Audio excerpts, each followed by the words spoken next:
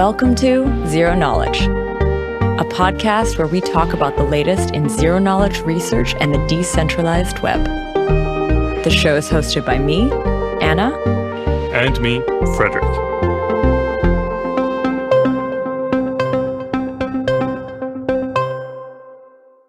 So today we're sitting with Daira and Sean from the ECC, or the Electric Coin Company. Welcome to the show. Hello. Good to be here. Hi, nice to be here. And we have Frederick here. Hello, hello. And we've had Sean on before, but we've never had Daira on. Maybe we do a quick intro to Sean and then dig into a little bit of your background, Daira. Yeah, I'm excited to be here.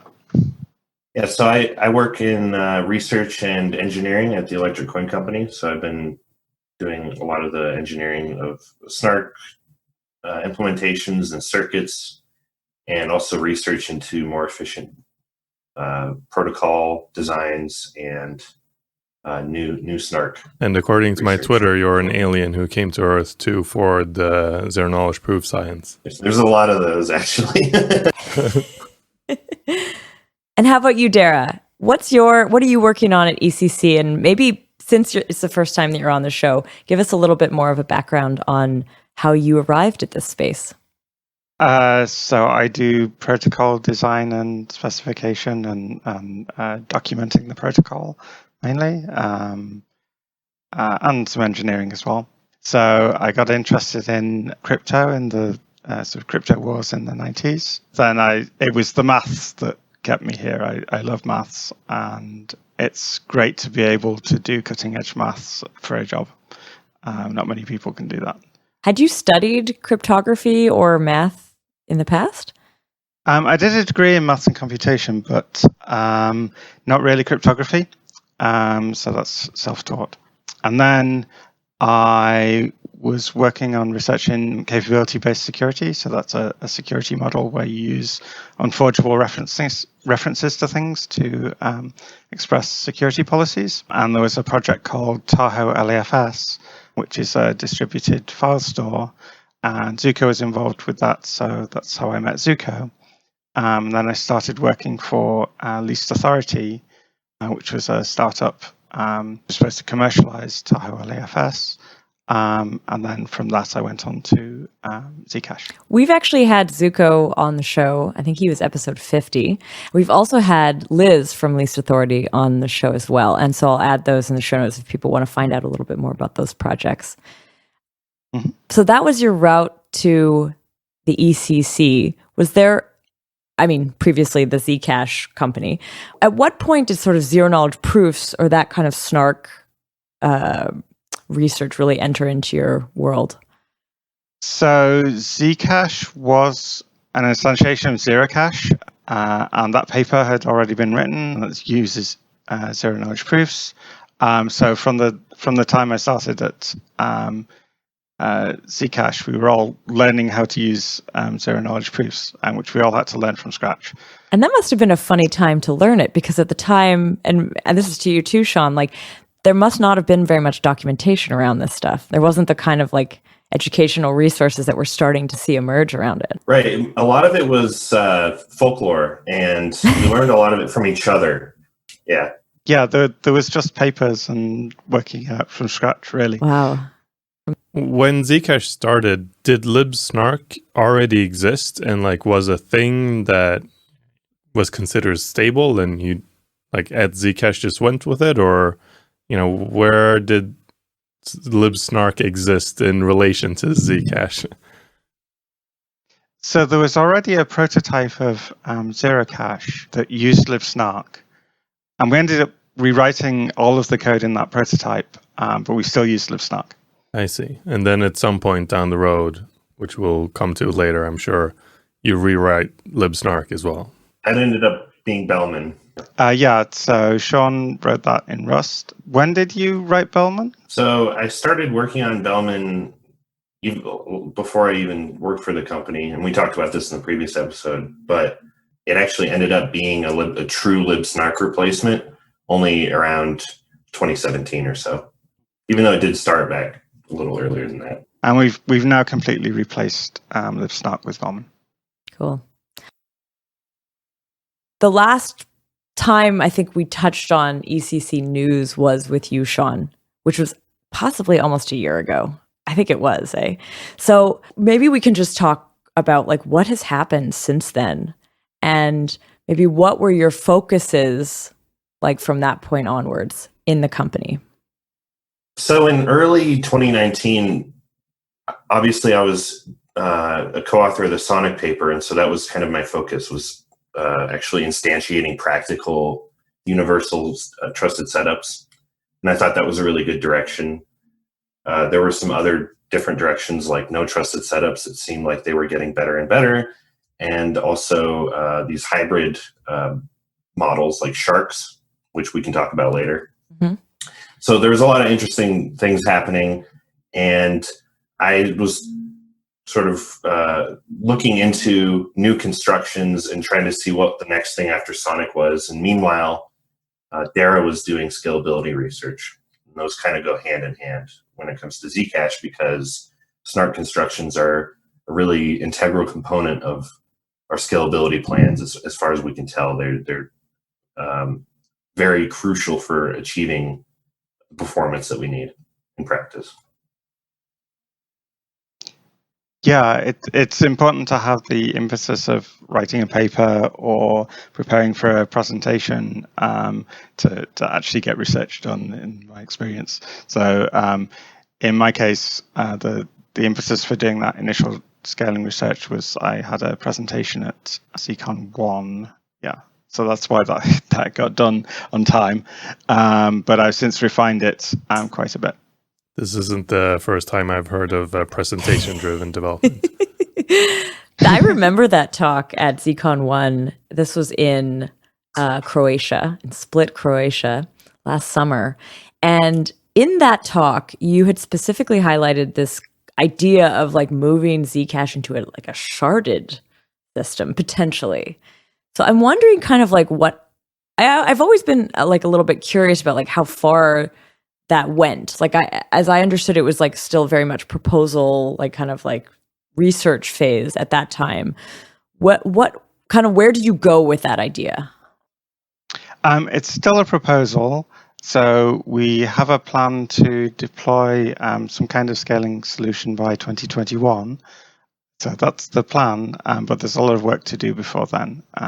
There's a lot of detail and optimization and design choices to make. I'm curious to hear how this work came about in the first place, because I remember talking to Zuko at, I think, SBC 2019. So that was well before that presentation. And I know like he's tweeted or talking to a bunch of other community members and Vitalik and this and that. And like, I know he's been like going around trying to gather ideas for how we can scale Zcash.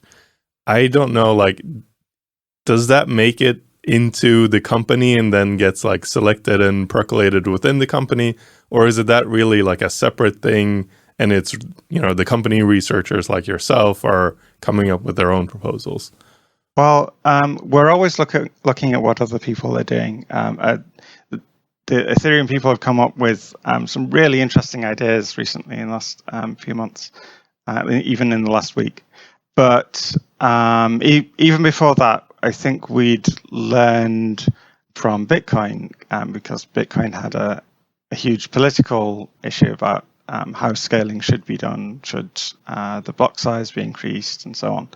And we wanted to avoid some of the political strife that occurred for Bitcoin by thinking about this issue a lot earlier in the sort of the lifetime of the currency. Obviously, Bitcoin has had a few years longer. Yeah. One of the things that kept coming up, and this was back in like 2017, so you can kind of see why, but anytime we pitched Zcash to an exchange or to a new merchant or something like that, one of the things that we heard across the board was, well, what's your scalability plan? And that's just, it was a meme back in 2017, but it became a reality for all the projects in the space. And now everyone is expected to have some sort of long-term plan on scalability. And that's why it's such a focus in the Ethereum land. In the Zcash land, it's a little more complicated because we have to get scalability and privacy at the same time, and not just mediocre privacy. That's pretty easy, and a lot of people have shown how to do that with scale. But we have to have the strong ledger indistinguishability property that underlies Zcash, and that's a really difficult bar to reach. So a lot of this started very early on in the Zcash project, where we were pondering, like, where are we going to go to appease everyone and make everyone know that we're taking this seriously, and also what is realistic, what can we actually deploy. Yeah, I mean, we've already made some scalability improvements. We started off with double the block size of Bitcoin and a quarter of the block spacing. So that gave us an 8 times capacity. That's right from the beginning, you mean? That was right from the start, like in the actual like genesis of it. And then more recently with the Blossom upgrade, we've halved the block time again, so that's 16 times relative to Bitcoin. Although they've introduced SegWit, which makes things more complicated for them. These are, of course, constant factor improvements that correspond with improvements we've made to the performance of, like, for example, our SNARK verifier and things like that that we've been taking into account. But the kind of scalability challenges that we need to address going forward are more architectural, and also they affect the user interface pretty significantly. So I guess I was just thinking scalability in the Zcash context is a little bit different, because you have this sort of scaling of the general blockchain, but then you also have the speed up of the snarks. Because if you want to be working in a more shielded environment, then you're going to actually have to have faster snarks, and faster snarks would, on some level, also mean faster blockchain, which I guess that falls in the scaling category as well. Yeah. Faster user experience, I suppose. Yeah. So we made huge improvements with sapling, and I think actually the proving performance for making payments is quite acceptable on desktop, at least. Maybe it needs further improvement on mobile and for hardware wallets, but the verification time is what determines the network capacity. So this is for the SNARK specifically. SNARKs and signatures, because they're both significant. We couldn't keep on doing upgrades like Blossom indefinitely, because we would end up in a situation where if someone is doing a denial of service attack, then they could just fill blocks with SNARKs, and they would take too long to verify. There's also, I mean, when you think about scaling in those terms that you said, Anna, there's also diminishing returns to like the UX side of it, right? Where as a user, as long as it's less than a few seconds, I don't really care anymore. Like, it doesn't make a huge difference if it's 2 seconds or 1 second, but the amount of engineering required to have the time again when it's at that threshold is huge. Yeah, there's a lot of different time-related UX issues. Some of them are latency between you and the network, latency between you and getting finality of your transaction, so you know it's irrevocable. They're like exactly what the interaction between you and the recipient is, and how many steps you take, or how many rounds of interaction you take. In most cases, it's 0, but different architectures of payment designs can change how that works, and there's different trade-offs. And then there's also consumption. And I mean, if you want to receive payments privately, it's really hard to make a trade-off between not communicating directly with the sender for privacy reasons, or receiving your information in a broadcast network like Zcash is currently, where every transaction is sent to every user, and every user has to decrypt or attempt to decrypt each payment to see if it's actually intended for them. There's also the issue of how long it takes between when you've received a payment and when you're able to spend it again. Daira, you touched on something I think is super important, which is the political aspect.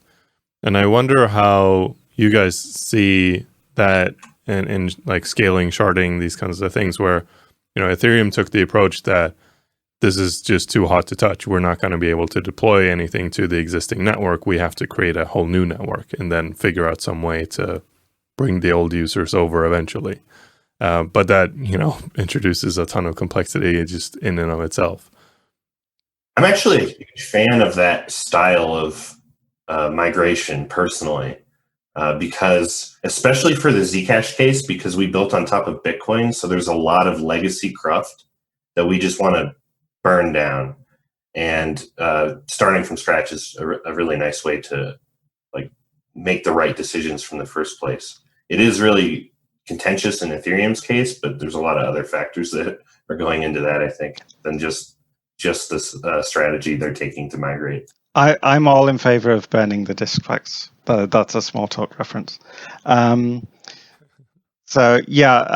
Bitcoin code base is terrible. I hope I don't get into trouble with the Bitcoin developers for saying that, but it is. Especially the version that we forked from, which was 0.11.2. We've been able to do some refactorings and pull some improvements in software engineering practice from upstream, but that's actually really difficult once the code base has diverged a lot.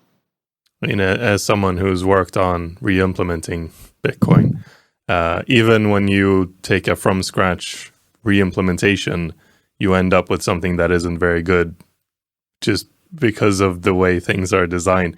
There are bugs in Bitcoin and you have to replicate those bugs.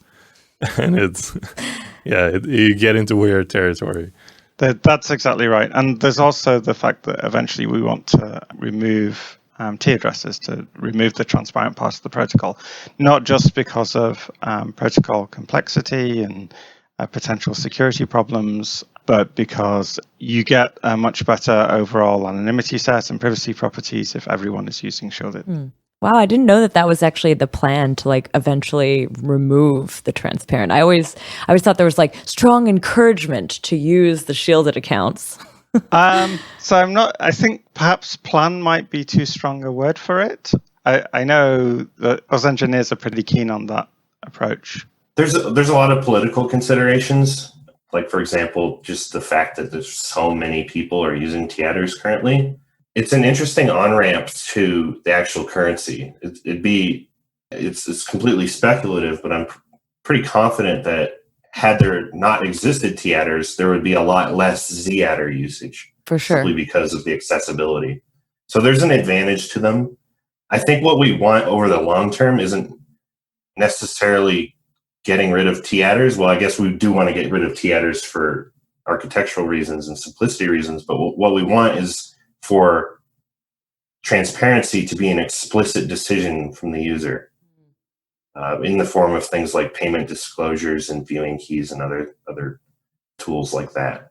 But that privacy should be an easy thing to get by default. There's also the issue that we can't do some of the things that Bitcoin does in ZK SNARKs. So we probably can't support Bitcoin script in ZK SNARKs. We wouldn't want to. Yeah, in fact, the full generality of Bitcoin script isn't really being used on the Zcash network. People are using a little bit of multisig. In fact, I think over 95% of the script usage is just multisig. So people are not using more complicated things. And if we support shielded multisig, then that will replace that functionality. So what does this scaling situation look like today then? So we do have a tentative plan for a scaling proposal, and that's what Daira's been working on. And there's there are very few open questions left, but a lot of work ahead to address them. Yeah, I've also been looking at other sort of scalability proposals that have a privacy component. There's a account-based anonymous rollup that's been proposed for Ethereum. That has some interesting ideas. So instead of where in Zcash, all funds are held in notes, and there's no distinction between the notes that you hold yourself and the notes that you're transferring to some other party. In account-based anonymous rollup, those are distinguished, and you have money orders, which are how you send funds to another party. And that has some advantages. So you can, because you know that a money order is going to be redeemed fairly quickly, you can reduce the size of the accumulator that you use for that. So we may actually end up taking some of those ideas and combining them with my proposal. There's another, so that would fit in quite well with an idea that we've had called Liberated Payments. That might not be the final name of it, which is you just send a message to someone and they have all of the information needed to use that payment. And you can send that message over sort of existing communication channels like, say, Signal or Telegram or whatever. So you just mentioned sort of the ZK rollup model, and I could understand that there's like more of a architectural component that you're thinking of using, but like Zcash doesn't currently allow for smart contract writing, so it can't do like, can it do kind of this off chain and then like batching, like, you know, bringing these sort of validity proofs on chain? Is that something that's actually possible with a Zcash UTXO model, or is that like? Yeah, so Ethereum makes it easier to experiment with these things because you can write them in smart contracts. But if you have a specific design that you want to implement, then you don't need smart contracts. You can just bake it into the protocol. I forget about that. Yeah, that's true. Yeah, you have control over the client. You could definitely like decide. Yeah, and supporting smart contracts makes everything a lot more complicated. You have to support scalability and privacy and smart contracts at the same time, and we only really know how to do two of those things. So from the scaling sort of setup that we've just made, giving a little bit of background on why scaling is important and like what ideas had already been floated, through your work on this, I understand that like the sort of Halo proposal was born, and I'm really curious how those things link together. So maybe you can tell us a little bit about like the origin story of Halo, and a little bit about what it is. Yeah. So last year we were in the midst of this scalability design discussion. We were thinking about ways to achieve more efficient recursive SNARKs. So this is something that Code is doing. You've had previous episodes talking about this, the episode with Isaac and the episode with the authors of Fractal. And at the time, last year, there was only one known way, or actually realized way, of achieving recursive SNARKs. And this is actually a very significant component of our scalability plans. And so, unfortunately, that way of doing recursive SNARKs is really inefficient. It required these cycles of pairing-friendly elliptic curves, and they were really gigantic curves that were not very efficient and used large fields, so it had this negative impact on the user experience when you use the elliptic curve points as like keying material and things like that. So we wanted to find a more efficient way to do recursion. And so I think at ZCon 1, we were talking about these various ways to get more efficient pairing-friendly cycles, or to do these new designs of arrangements of curves, but we didn't really get anywhere. It's interesting to look at exactly why there's only one construction of pairing-friendly cycles. And that's because pairing-friendly curves are a very small subset of elliptic curves that could otherwise be used for cryptography. And you have to construct them with the field size according to this polynomial. And then the order of the elliptic curve is another polynomial. And you have to make those match up between the two curves in the cycle. And that's the thing that is difficult to do. And there's only one known construction that does that. But if you remove the restriction that one or both of the curves are pairing friendly, then it becomes much easier. So I think after ZCon, I thought, why not just use BN curve cycles? And there was this interesting insight where as long as one of the curves is pairing friendly and you can build a succinct proving system on top of the pairing friendly curve, it doesn't matter if the other curve's proving system is succinct or not. And that gives us the flexibility to build recursive SNARKs using a cycle like a BN curve cycle, where one of the curves is pairing friendly and the other isn't. What's a BN curve? What did you just say? BN? They're Pareto-Nerid curves. These are the curves that they deployed in Ethereum, and it was also the curve that we initially launched Zcash with. Okay. One of these curves in this family of curves, and you can build different cycles depending on what exactly you're doing or what your requirements are. So I posted this idea on our GitHub. By the way, our GitHub is just like a treasure trove of ideas. Daira and I love to post our ideas as soon as possible on there. Cool. Usually to preempt patent trolls if they show up and claim that they came up with an idea. So Daira's really good about taking our ideas and making sure they end up on GitHub eventually. I usually tweet them as well. Yeah, so this was an interesting starting point because I thought, okay, we can make recursion, but how efficient will it be? And I thought at first, using this style of recursion, that it would be really slow. But I thought, okay, let's implement it anyway, just for fun, just to say we did it. And in the process of doing that, so I teamed up with Jack Grigstrad and Daira, and we started working on an implementation and of this style of recursion. And we realized that we could make it much more efficient as we were implementing it, as we were optimizing it. We were discovering like fundamental tricks that we could use to improve the performance in practice. And one of those tricks was this thing that we refer to in the Halo paper as nested amortization.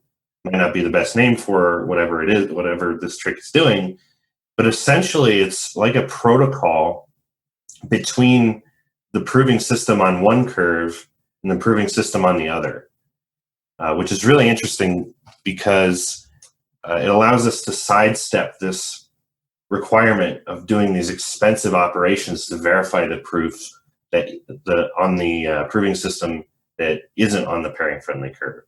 So it allows us to massively improve the performance of recursion in that context, and then we can take it even further by not using any pairings and getting a fully recursive proof without using a trusted setup at all. But like the Sonic's paper was out. That was out at the beginning of 2019. And that also has this, universal trusted setup. So that's where it's like allowing more people to join. But in this case, it sounds like you started in on a very different problem. And like, did you take anything from Sonic's? Like, I always thought of like Sonic's as the first step towards no trusted setup, but this sounds like it's coming from a very different place. Yeah, there's this. So the Halo construction is built on top of this primitive called the inner product argument, which is used. It's from a paper that precedes bulletproofs, but it's used in bulletproofs, and a lot of people just refer to it as the bulletproofs scheme or whatever. Okay. But I don't think that's a fair description of it. But hey, so you can use this inner product argument to build a polynomial commitment scheme, and actually, this is what was done in Sonic. Sonic took this old polynomial commitment scheme from 2010, this pairing-based one, and used it to build a universal SNARK. And so kind of from that starting point, it's like a simple way of starting to build a proving system. It's a way that Planck and all these other recent SNARKs build on top of just this simple univariate polynomial commitment scheme. So this inner product argument actually had this structure that we kind of accidentally discovered, where you could do this trick that we did in Sonic, where you could check a lot of proofs at the cost of just checking one. And this was one of the fundamental components of this nested amortization strategy that we used to actually make recursion possible. In fact, so bulletproofs, Sonic, and Halo have another thing in common, which is that they use the same circuit arithmetization. So you have multiplication constraints and linear constraints, which are separate, unlike in R1CS systems. It actually gives you most of the advantages of R1CS because you can still do linear constraints very concisely. Yeah, so actually, when we posted the Halo preprint publicly, it was just a couple days, I think, or something like that, after the Planck paper was published. And so, and this was before, I think, the Marlin paper was published. So there was, in September, there was a lot of papers coming out. And so, I remember. But Halo isn't really, on the inside of Halo, it uses Sonic's proving system.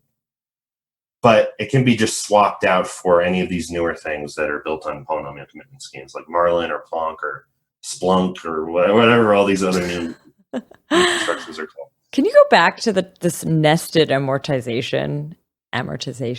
How, what is the amortization part? What does that, first of all, what does that word mean in this context? Well, so when you are usually checking a bunch of proofs, let's say you have 10 proofs and you want to check them, you pay some fixed cost per proof. Okay. And something that we introduced in the Sonic paper was this idea of succinctness after amortization, where you allow a third-party helper, we called it, to create a proof that all of the proofs are correct in some batch of proofs, in some fixed batch. And that proof itself costs the same to check as all of the individual proofs. And so it allowed us to sort of cheat and say, okay, after amortization, we achieved something like succinctness. And then obviously in the Sonic paper, we went on to actually show that we could get full succinctness per proof in a really expensive way that was improved upon by Planck and Marlin. But it turns out that this strategy of compressing the verification time using a third-party helper to create what we call an advice string, it turns out that this fundamental tool allows us to sidestep even the need for succinctness. So this nested amortization strategy uses this in the following way. So rather than checking a proof completely, which is something that's expensive to do, and the proving system can't do it because our inner product argument is very expensive. It's linear time to check. We allow the prover to build an advice string to convince the circuit that the proof is correct. And then we take bits of that advice string out as public inputs to the circuit so that the verifier of that proof has to check that advice string. And then it happens again, we combine these two advice strings together in the next version of the cycle using another one of these advice strings. And we just keep doing this as we recurse, as we bounce between the curves. And then eventually, on the outside of the circuit, you check the advice string to see if it's correct. Something that might not be quite obvious from the paper is that this doesn't have to be a linear chain of proofs. It can be a tree of proofs. So when you say a tree of proofs, are you is this like a Oracle tree style thing, or is this are you talking about is this the recursiveness that is this tree? Yeah, the structure of the recursion can be a tree. I see. Yeah, in practice, this is what you would do. This is what Coda does, for example. It's the only thing that really makes sense.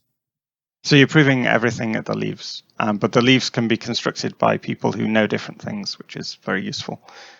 I just remember doing a study club on Sonics, and there was all these optimizations that you had kind of come up with. So what are the optimizations for Halo that you're working on? Yeah, there are a lot of them, actually. So one of the interesting ones is that we make use of an endomorphism on the curves that we use. So it's actually similar to the SECP256K1 curve in Bitcoin. They also use exactly this endomorphism and basically allows you to do multiplications on the curve more quickly. This has been known for a long time, and there's a patented version of it. But the version we use, you don't take a random scalar and then decompose that into the operations that you want to use with the endomorphism, you do it the other way around. So you start with some random bits. So say you need a challenge which is 128 bits. As long as you multiply by some scalar that has 128 bits of entropy, you're fine. And that's sufficient for the security of the scheme. So you just take the random bits and you plug them into this algorithm that at each step, it either subtracts the base point or adds the base point, or it subtracts the base point with the endomorphism applied, or it adds the base point with the endomorphism applied. And that's 4 possibilities. So using 2 random bits at each step. What is endomorphism? So it's a mapping, basically. It's like a morphism. Like, what do you call it? Why is it endomorphism then? Because it's mapping onto the same structure. Oh, okay. So it's a mapping from a structure onto itself. And it's a mapping that preserves the group operation. So this means that it's equivalent to a particular multiplication. So a multiplication by some scalar. You had a fun episode about isogenies recently where you went into morphisms, and that was really fun.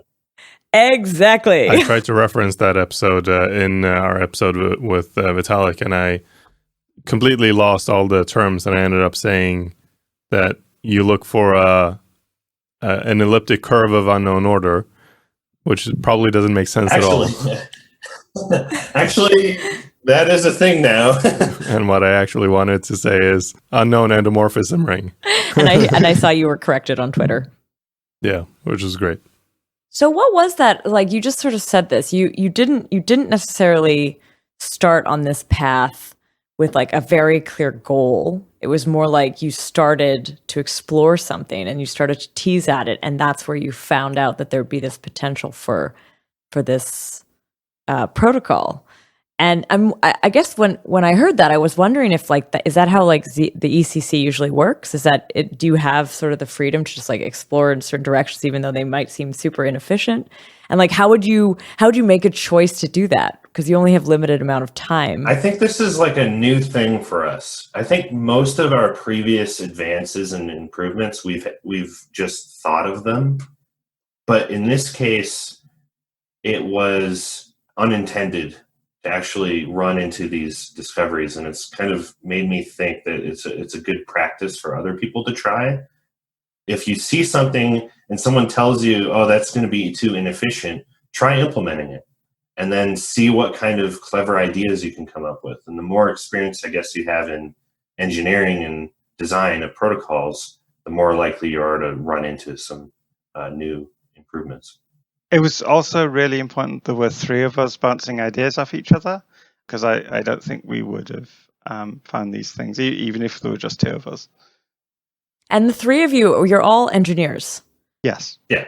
Most primarily. So you're not necessarily like would you also fall in the research camp? I think so. I think we all have contributed to like very novel ideas. I think that's partly just because we were the first people to actually deploy SNARK, so we managed to kind of run on this untrodden ground. So, but yeah, we fall into the research camp, I think, equally as well as engineering for sure. So you're sort of like the hybrid researcher engineers who have gotten together to try to look at problems that everybody told you were impossible to make more efficient. I think you do have to have that engineering experience to know what direction to head in, because you have a lot of protocols where it doesn't look as though the experience of what can be implemented efficiently has guided the design of the protocol. So that's very important. Yeah, I think in 2 ways I've experienced this in the past. In one way, where like years ago when I think it was Ian Myers was telling me, hey, why don't we use Peterson hashes inside of sapling, which is a different kind of hash function for the Merkle tree? Because in our original launch of Zcash, we used SHA-256 for the Merkle tree, and it was really slow. And he told me, all you really need to use is Peterson hashes. But won't those be really inefficient in the circuit? There's like a disconnect between what some researchers think is efficient and what is truly possible. And so I was able to immediately go, no, we could just make a curve and then over this field, and it would be super efficient. So just the fact that Ian didn't have that experience playing around with snarks meant that he thought something was impossible. On the flip side, from an engineering perspective, for a long time, I've been looking at problems that I don't have a research background in. I look at the problem and I say, why don't we do this? And actually, this is just a thing that happened for years at the ECC, where I'd say, why don't we just do it like this? And the researcher, probably Ariel or someone else, would say, I don't know if I can prove that's secure. And then they would go and prove it secure a few weeks later. But there's this tendency to like stay within the safe boundaries of research and only like peek out at certain little spots. But from the engineering perspective, you can kind of like totally flip the script. And I think this is just part of just being outside of core research and formalization, where you can just flip the script and try something totally outlandish and definitely stress out the cryptographers and the people writing proofs, but come up with something really, really more efficient or groundbreaking in the process. And that's happened many times as well at ECC. That's so interesting to hear it from that side, because I feel like on this podcast, we've had so many conversations where it's a researcher will propose something and the engineers are like, no way. Going to be impossible to like. I feel like I've heard the other version of that, where the researchers have the big green field ideas and the implementers are like, yo, this is going to be super complicated. We did that as well. Yeah. As engineers, we're very desperate to get performance when we've hit all of the possible things that we could think of to get performance out of something. So then we have to sort of take the wheel a little bit on the research end and stretch things out and make people uncomfortable, but it's been worth it. Yeah, there are all of these new algebraic hashes which haven't really had enough cryptanalysis yet, and as engineers, it would be great to have hashes that are really efficient in SNARK circuits. So please, more cryptanalysis of those. I find it interesting in the zero knowledge proof space combined with the blockchain space now, how quick this cycle is from research to actually being in production somewhere. And it's slightly scary. As you say, like a lot of these concepts really don't have enough analysis, but there's still people out there super gung-ho and just like, oh yeah, this proof was invented last week. Let's put it into production somewhere. Yeah, you can put it into production somewhere. You just can't necessarily put it in production with a currency that has $1 billion market cap or whatever it is. That's actually what I consider production. I've said this before. I think production really means that you're deciding to tell people, hey, I'm willing to risk my money on this. I think you should be willing to risk your money on this. I think that this works and you can use this in practice. That's what production is. A lot of stuff isn't in production just because it's on mainnet and Ethereum. It's in production because there's people's lives might depend on it, people's finances, people's privacy. So, pulling this discussion back a little bit to implementation, and when you're actually like sitting down to write code, how do you go about implementing this? Because we've weaved in and out of what this is and talking about how you arrive here, trying to solve some other problem and then discovering things along the way. Maybe we can take a step back up, reiterate what is Halo, and then dive into like, what does an implementation of that actually look like today?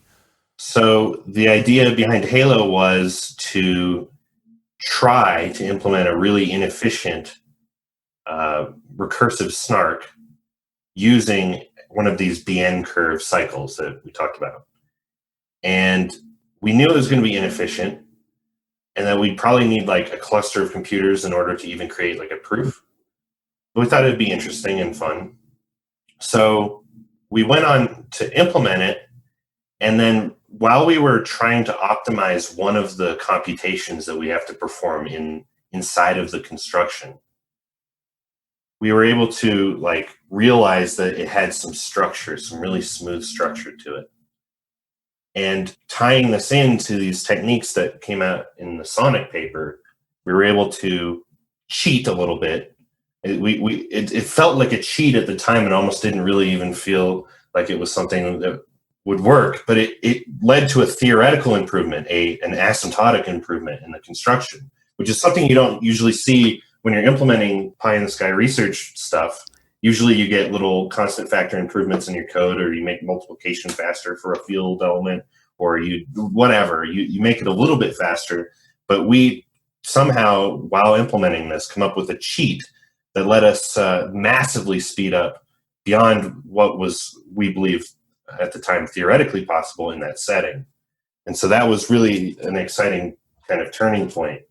And it led to us starting to explore, how can we do this without these BN curve cycles? Can we avoid them entirely and just use normal curve cycles and not use any trusted setup? And that was really a huge thing for us, because at ECC, we want to get rid of trusted setups. We've been working hard to make them more trustworthy with things like Sonic and so on, but getting rid of them is kind of ideal for us, or getting rid of the strong reliance on them. At first, it wasn't quite obvious whether the curve cycles we were looking for were going to be common enough, because ideally you want curves that where the prime has a large two-adicity. So this is a way of making fast Fourier transforms more efficient. So it wasn't obvious that we could construct pairs of curves forming a cycle where both of them have this high two-adicity. But actually, it turned out to be quite easy, and they're very common. And you just pick a random prime, and it almost just falls out of that. I kind of want to define Halo in some pretty simple terms. So Halo is using recursive snarks. It is a trustless setup.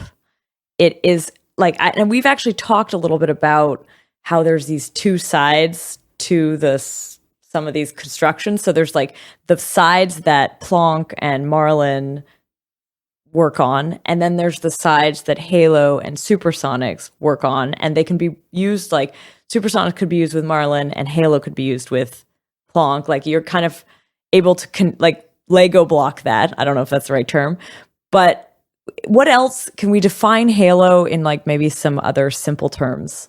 So before I do that, I just want to point out how this is kind of a fundamental problem with when we say, oh, just use Plonk, or we just casually refer to these names. There's a lot more nuance to that, because when I say Plonk, I could be talking about the underlying construction inside of Plonk built over a particular polynomial commitment scheme. I could even be referring to a particular curve or something like that, or I could be referring to a particular trusted setup that was used to instantiate Plonk. So I'd be talking about a lot of different things. And Halo is the same way. Halo is a combination of at least half a dozen different techniques, some more important than others, that actually allows us to get to the recursion. So the fundamental trick is this nested amortization strategy, where you continually compress the computations so that you don't actually have to perform them in the circuit. You perform them outside the circuit, and that allows you to allows the circuits to converge to a finite size, and you get recursion. Then there's the fact that we're using a polynomial commitment scheme, a specific one that we have extracted out of the inner product argument and kind of modified a little bit to instantiate something like Sonic or Plonk or Marlin's fundamental primitive on top of that polynomial commitment scheme, and then use it in this nested amortization strategy. But that's where you could potentially replace them, right? That's where the replacement could live. Okay. Yeah, totally. And on top of that, the polynomial commitment scheme has this trick that we noticed where you could actually do the amortization. So that this amortization argument, we call it, where you kind of combine this advice string sort of thing. So the combination of those ideas, the curve cycles, the use of this endomorphism trick to really speed things up, and a bunch of other things are kind of just all combined and mushed together, and we call it Halo. That I'm sure that adds to the confusion, because the next iteration of this, someone will say, use Halo. Oh, but I don't want to use Sonic. I want to use Plonk. And that's just a confusing conversation that there's a lot of confusion and nuance to the way that we describe these schemes. This is actually really nice to hear that described, because it's all tools and tricks to get it into a state where recursion is better, where you can recurse easier, fast? What does it do to the recursion? So the fundamental challenge underlying recursion, like let's say that you took bullet proofs and you said, okay, I want to create a recursive proof using bullet proofs. Well, this means that you need to take the bulletproofs verifier and make a circuit out of it and put that circuit into your bulletproofs proving system. But the circuit for checking the proof itself scales linearly or more in the size of the circuit that it's checking. And so as a result, it blows up in size and you can't actually get recursion. It doesn't, or you don't get arbitrary depth recursion out of this. So you need some way to not perform that linear time operation. And that's sort of what the nested amortization strategy is about. It's about cheating and not doing it and saying, okay, there's two instances of me claiming I did it. I'm going to have a proof that I did those two instances. And that proof takes as much time to check as the original two. And then instead of doing this, I'll shuffle it up to the next layer and then keep doing that over and over. And the trick is you never do the proving at the beginning? What is that? Yeah, you never do, inside the circuit, you never do this operation that takes linear time. You always cheat and compress it probabilistically and then bring it up to the next layer. And so this is what I mean by when I say that the nested amortization strategy allows us to achieve recursion. By achieve recursion, I mean it actually allows the circuit that is in this construction to actually converge to a finite size. But because if it required this linear time operation, it could never converge to a finite size. It would blow up as you continually nest. And that's why you can't build recursion with bulletproofs, but you can if you use this trick and use the polynomial commitment scheme and you build some sort of proving system on top of that. So any proving system that you're trying to use this technique with has to be compatible with the technique. Oh, by the way, back when I was talking about the two-adicity and constructing pairs of curves with high two-adicity, I said something that was slightly wrong. I said that you could use just use a random prime, but actually you have to use this thing called the complex multiplication equation. But if you look in the paper, it's explained.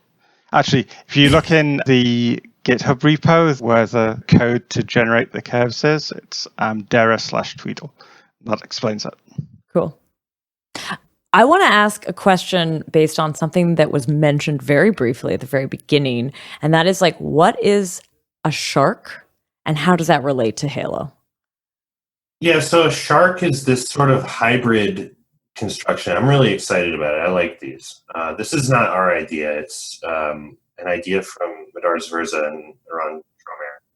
And essentially what it is it's a snark where you can check it in two different ways. You can either check it in what's called a prudent manner, in which you pay a lot of time to verify the proof with respect to the circuit that it's checking underlying it. You can also check it in an optimistic way, in which it verifies very quickly.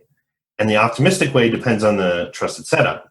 But if the trusted setup is subverted, you can obviously cheat on the optimistic verification, but you can't cheat on the prudent verification. And this is a cool model because it means you get the fast speed when you care about latency, but you also get to detect when the trusted setup is compromised. So essentially, it's a superior version of no trusted setup.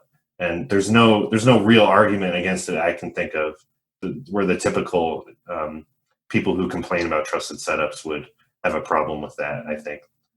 But what is that? How does it relate to Halo? So I think that Halo has some future in this department.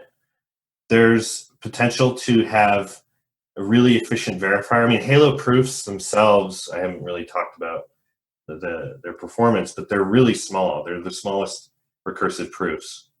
But they aren't super fast to verify, at least alone. In batches, they're pretty quick to verify.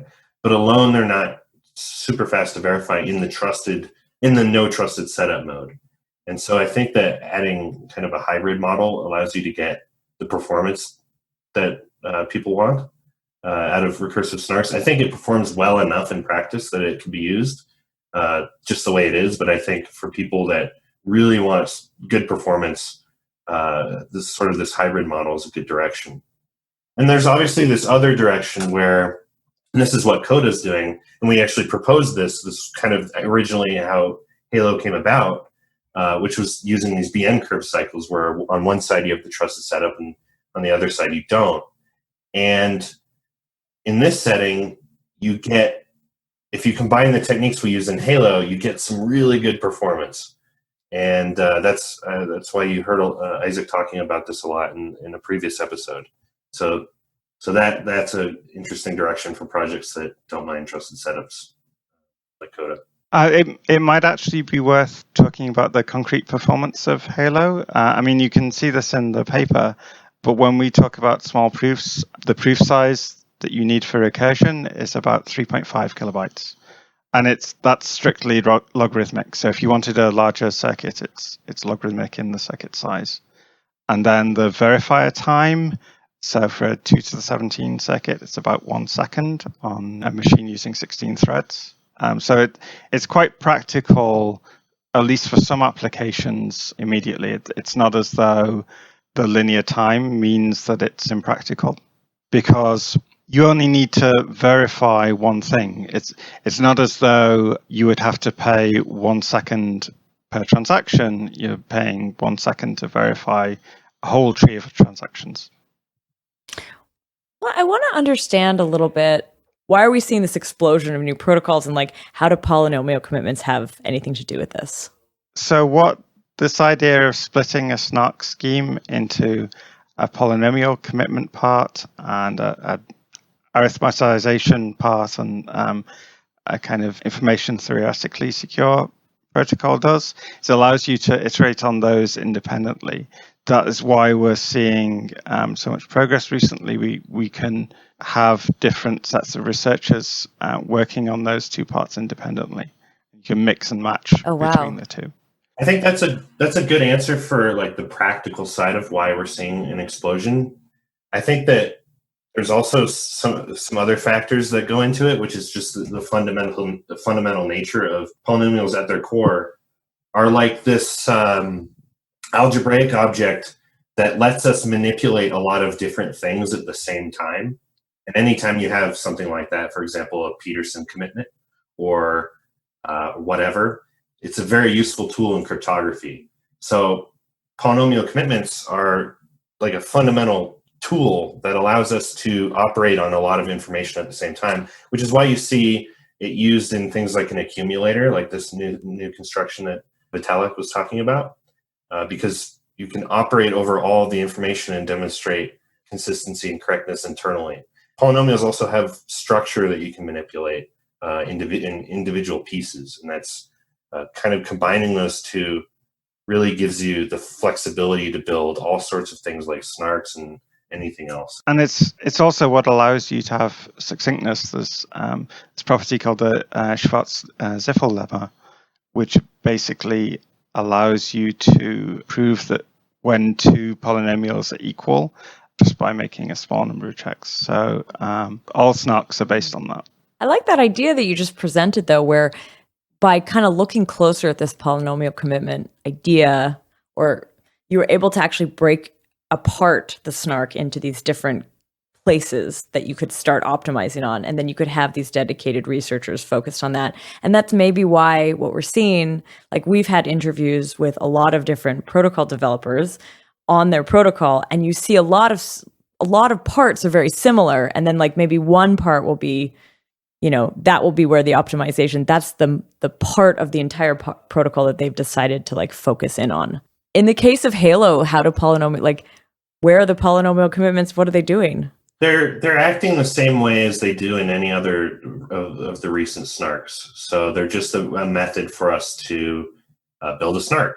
And the current theoretical direction that SNARKs are taking is to have polynomial commitments at the core, because they're a really simple algebraic structure that describes exactly what's going on in a SNARK, in these like interactive Oracle proofs and so on.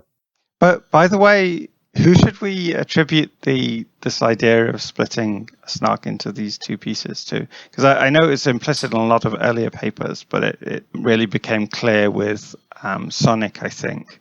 Was that Mary Malla? Yeah, Sonic. I think Sonic was the first scheme to actually break up like the protocol from the polynomial commitment scheme. And then it was formalized later on in different ways by Marlin and Supersonic and so on. So yeah, it was introduced by the Sonic paper, I think. But yeah, like you said, it was implicit in previous constructions. Given all of these protocols that have come out, what would you say is actually a comparable protocol to Halo? So Halo is more than just a proving system like Planck or Marlin. It's also a recursive proving system. So it supports recursion, and it's kind of inherent in its design. We can extract out the proving system underlying Halo into its own thing, but the recursion is a little bit more than that. So the only thing that's really comparable to it currently is something like Fractal. And Fractal obviously has this, it's post-quantum secure. And it also has this property of succinctness, where the verifier actually takes polylogarithmic time to execute, depending on the underlying circuit that it's checking. In Halo, we don't have that, strictly speaking. The actual cost of checking the fully recursive proof, although it doesn't depend on the depth of the recursion, it does depend on the size of the circuit. And although you can sort of bootstrap this into creating a SNARK, and that's where you get the comparison between that and Supersonic, which would allow Halo to be a more efficient version of, or at least smaller proof sizes compared to Supersonic. But Halo's proof sizes are the fully recursive proofs, and just in the recursive setting, are much smaller than Fractals. So that's kind of the overall comparison. And I guess it's more useful to kind of talk about directions. So how much further can we stretch the Halo approach to improve things versus how much further we can stretch the Fractal approach? And I think they both have about the same amount of wiggle room that I can tell in just guessing. So I'm not really sure which approach is going to end up being the best in the long run. So it's going to be interesting next couple of years, I guess. The other axis you can compare systems along is the cryptographic assumptions that they depend on. So Halo depends only on discrete log-like assumptions. It's proven secure in the algebraic group model, but something like Supersonic, for example, requires groups of unknown order, which is sort of another level of complexity in cryptography that needs analysis. And then you have all of the pairing-based protocols. Halo definitely isn't proven secure in the algebraic group model, though I'm sure it is. But yeah. What's in store for Halo? We started talking a little bit about like where ECC is at and like this focus on scaling. Halo has now been, at least, has it been implemented? It's been described. Where are you at with it? Yeah, we've implemented Halo in a very efficient version of Halo, and we want to get that out publicly as soon as we can. But also just getting a really robust implementation that could actually be used in a product seems like an interesting direction to go. And also, there's just stripping out the internal piece of Halo where it uses Sonic and replacing it with something like Planck or Turbo Planck or all these other new, really efficient proving systems that are built on polynomial commitments. Doing that in combination with more clever optimization work that I'm sure there's plenty more to go. I think that massive improvements to performance can go from there, just on the implementation side alone. And then on the research side, of course, trying to figure out how to make it more efficient theoretically using new tricks. But where would it live? Like, so say you release it, does it just live as a library, or are you going to implement it into something? And would it be like in the next upgrade? Or would this require like doing one of these like ETH2 new setups and migrations?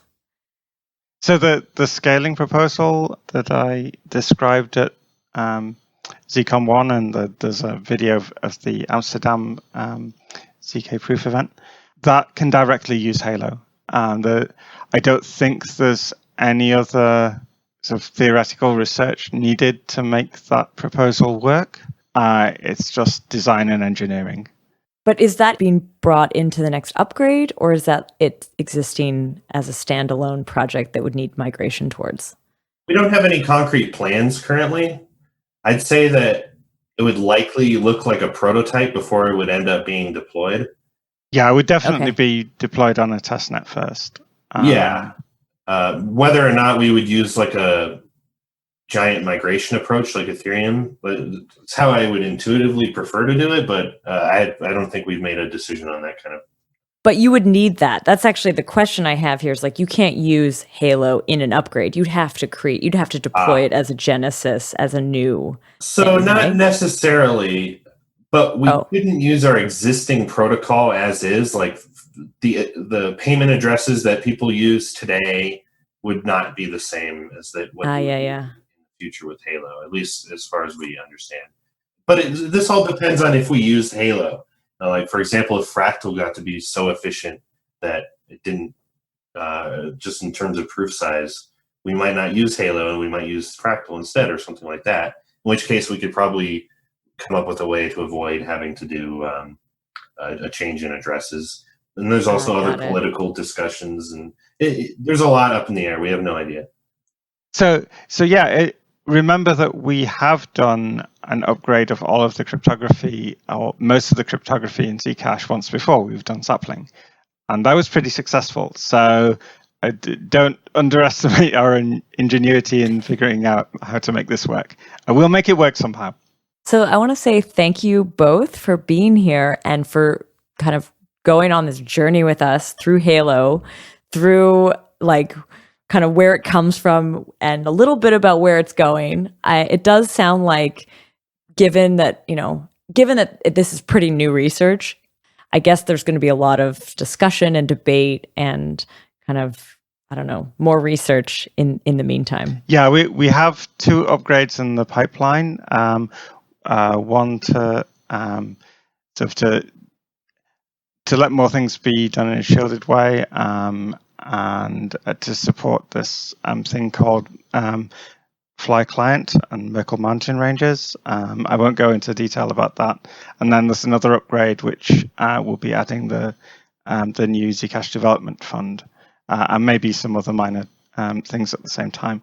But no, any major change in the cryptography would be at least a year later than that. So we're talking about 2021. All right. It's been a great conversation and so much to dig into. And I hope to have both of you back sometime. Thank you very much for joining. We'd like that. Thanks for having us. And to our listeners, thanks for listening. Thanks for listening.